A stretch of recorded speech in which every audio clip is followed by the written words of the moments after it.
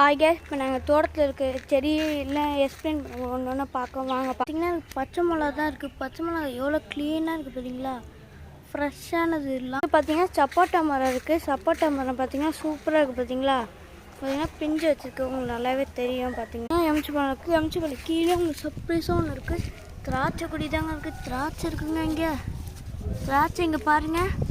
திராட்சை இப்படி தான் இருக்கும். திராட்சை கழுவுனப்போ எப்படி இருக்குது பார்க்கணும் பாருங்கள். திராட்சை நேச்சுரல், ஏன் ஃபுல்லாக மரம் தான், ஃபுல்லாகவே மரம் தாங்க.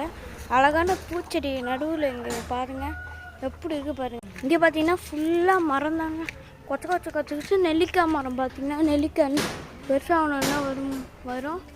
ஆனால் எல்லா செடியும் இருக்குதுங்க இங்கே ஃபுல்லாக.